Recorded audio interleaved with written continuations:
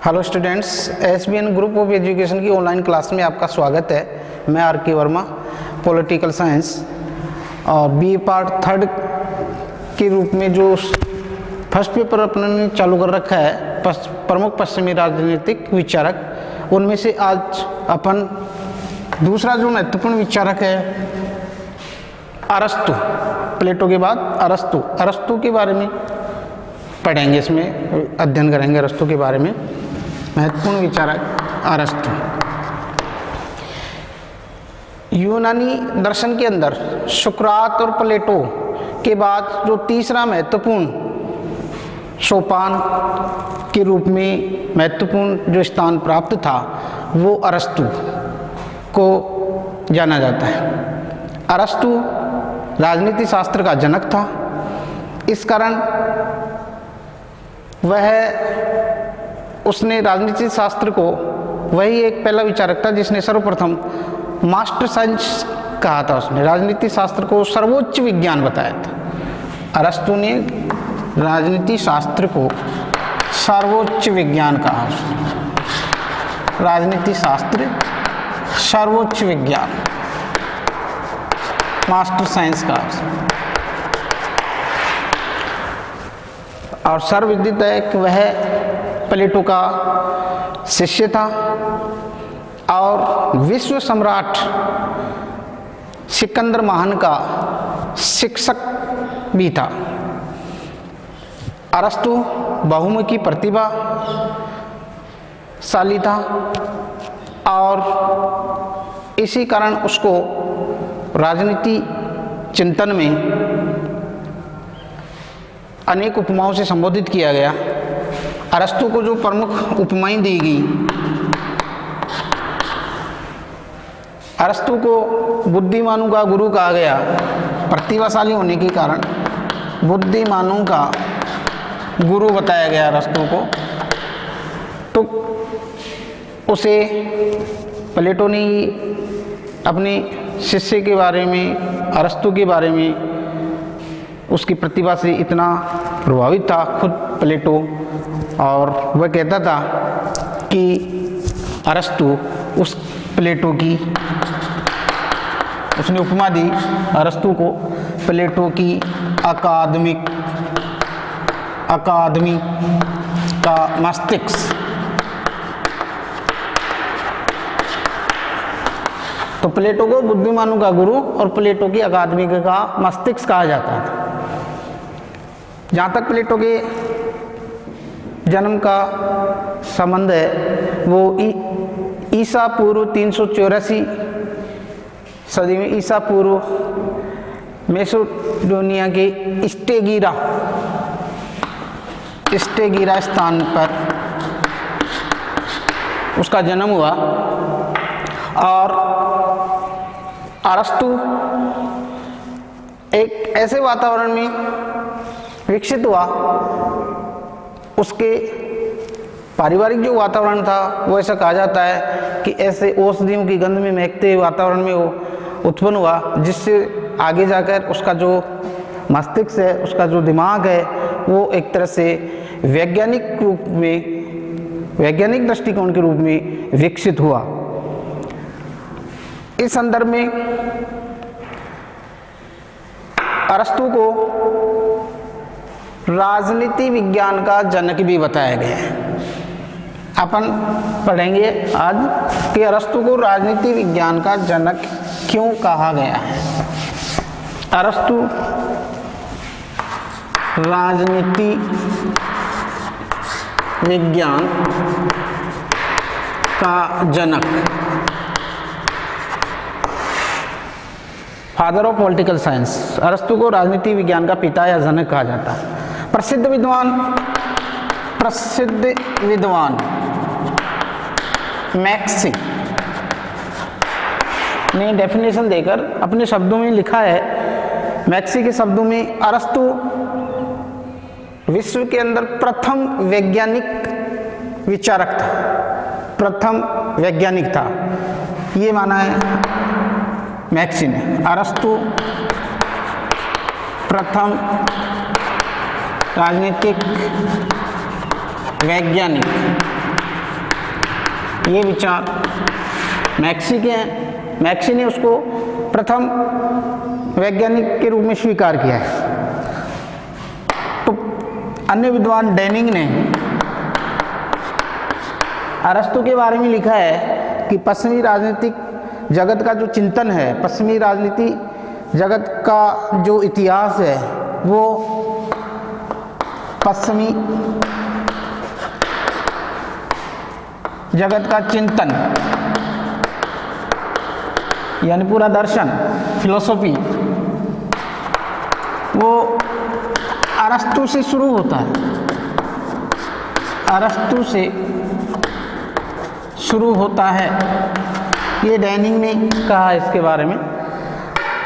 तो अनेक विद्वानों ने उसको अनेक शब्दों में उपमाएं देकर परिभाषित करके राजनीति शास्त्र के जनक के रूप में बताने का प्रयास किया है। और अब हम उन कारणों के बारे में अध्ययन करेंगे जिनके आधार पर ये स्पष्ट होता है कि वास्तव में अरस्तु को राजनीति शास्त्र का, राजनीति विज्ञान का जनक कहा जाता है।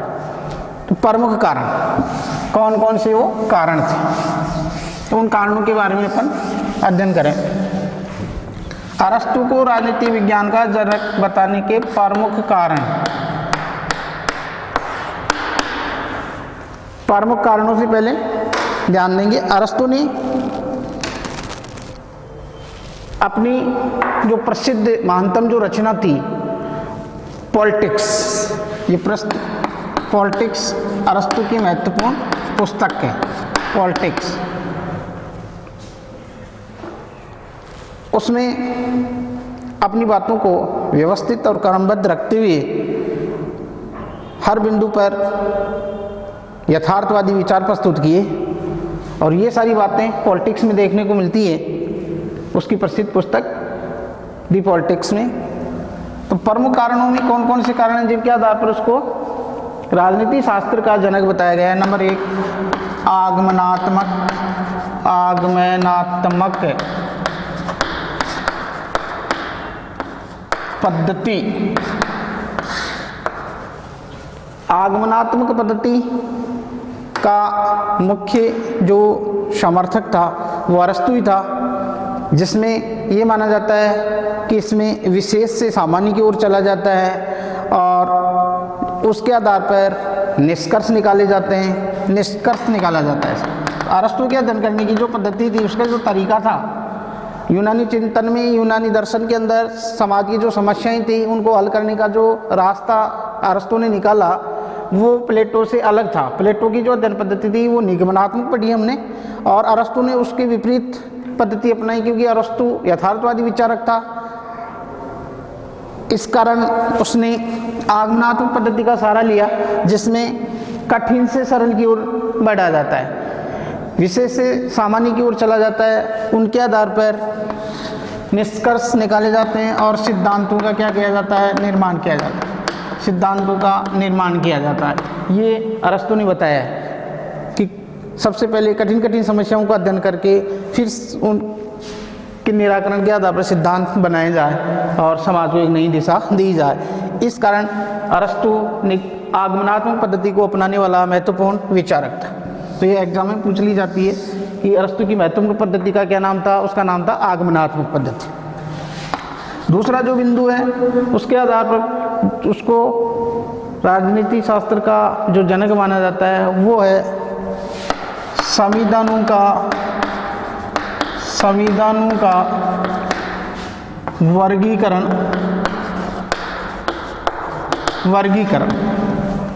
अरस्तु ने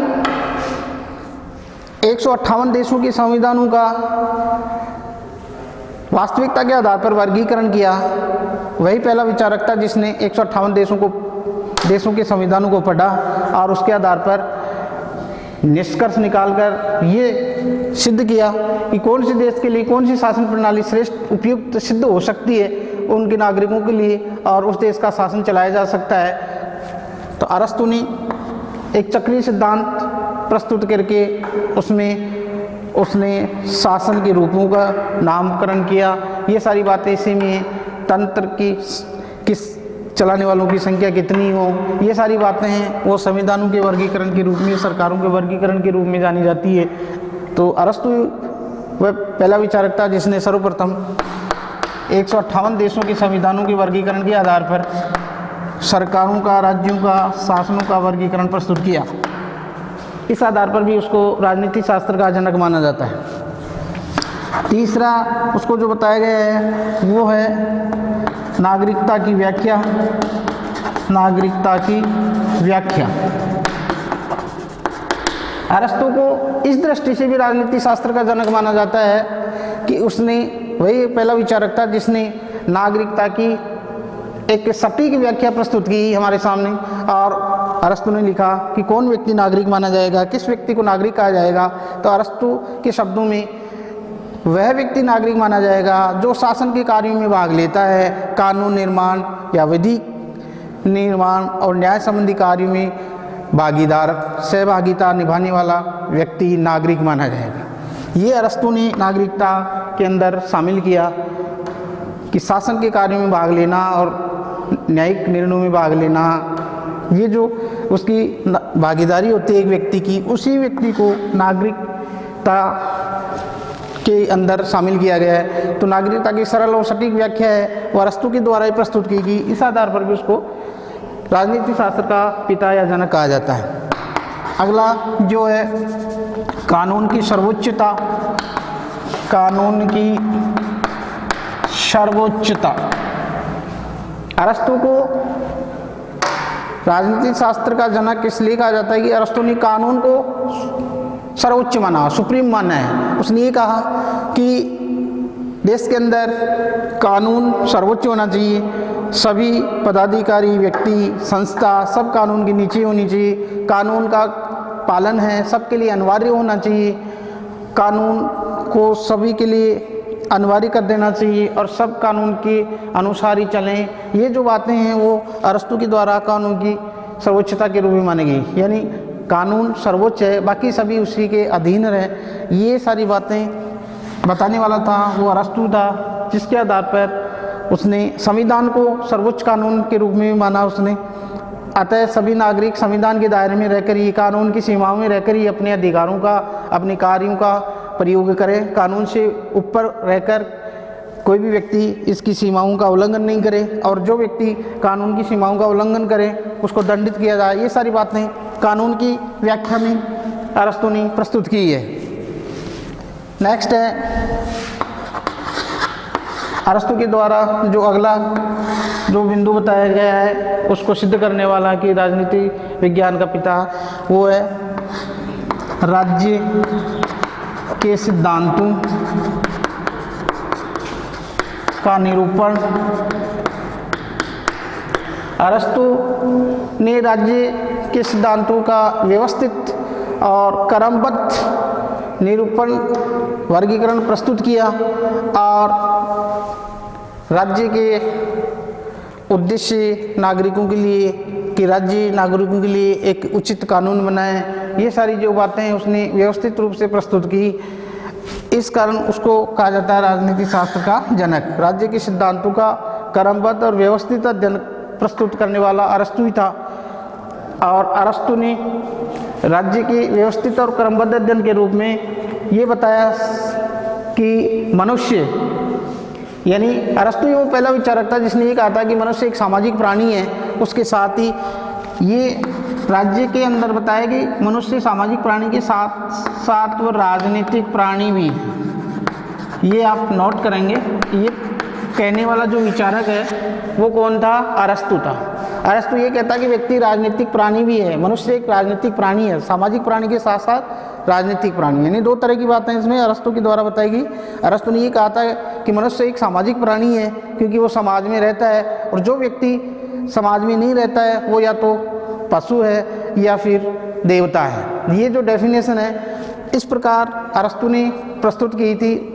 इसी सिद्धांत पर राज्य के विषय में उसने कहा मनुष्य राजनीतिक प्राणी भी है क्योंकि समाज के अंदर रहने वाला व्यक्ति राजनीति के कार्यों के प्रति अपनी रुचि व्यक्त करते हैं और अपनी भागीदारी दिखाते हैं इसके अंतर्गत, और राज्य के द्वारा ही उसकी आवश्यकताओं की समाज के द्वारा ही उसकी आवश्यकताओं की पूर्ति संभव है। राज्य उसके लिए कानूनों का निर्माण करता है और व्यक्ति राज्य के अंदर रहकर ही अपना विकास कर सकता है। ये जो बातें हैं वो अरस्तु ने विस्तार से राज्य के सिद्धांतों के रूप में बताई है। अगला बिंदु है वो शासन के अंगों का निर्धारण। शासन के अंगों का निर्धारण। शासन के अंगों का निर्धारण। अरस्तु को राजनीति विज्ञान का जनक इस आधार पर भी कहा जाता है कि अरस्तु ने अपनी वर्गीकरण सिद्धांत के अंदर सरकार के जो अंग हैं वो उसने अपनी प्रसिद्ध पुस्तक पॉलिटिक्स में, अपनी रचना पॉलिटिक्स में उसने शासन के निर्धारित अंग हैं वो 3 माने। एक नीति निर्धारक, नीति निर्धारक, नीति नियामक, नियामक या क्रियान्वित, क्रियान्वित और नियम निर्माण या न्यायिक। इस प्रकार 3 अंगों के रूप में सरकार के प्रमुख 3 अंग बताए जो वर्तमान में आकर इसके नाम हो गए व्यवस्थापिका, व्यवस्थापिका जो कानूनों का क्या करती है, निर्माण करती है। दूसरा कार्यपालिका, कार्यपालिका और तीसरा है न्यायपालिका, न्यायपालिका। ये 3 अंग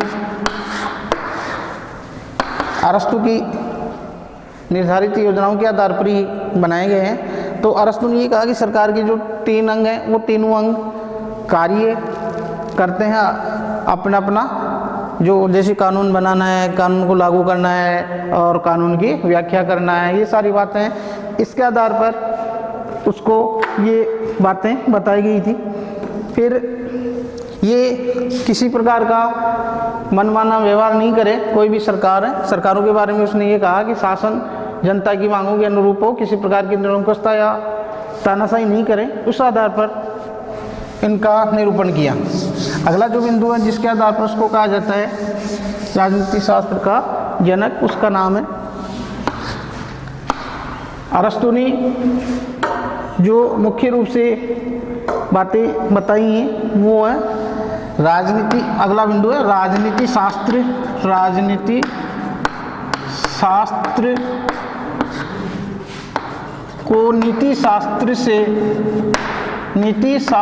से पृथक करना।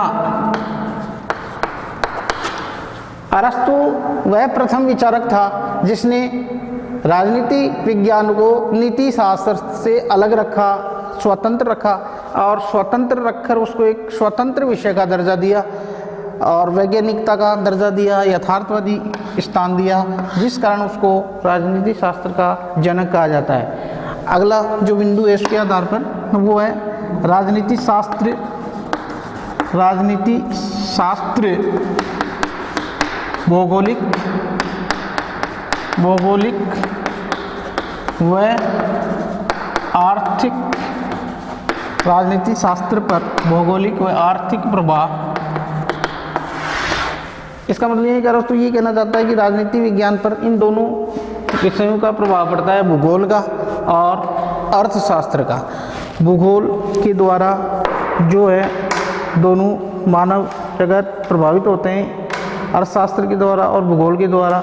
इसमें ये माना जाता है कि जिस देश का भूगोल, उसकी भौगोलिक विविधताएं, संसाधन संपन्न होंगे, वो देश काफ़ी प्रगति के और विकसित होगा और उसी के आर्थिक प्रभाव में उसकी जो देश के अंदर जो नियंत्रण प्रणाली है, जो महंगाई है, वो सारे उसी के अंतर्गत निर्धारित की जाती है। ये सारी बातें बताने वाला अरस्तु था।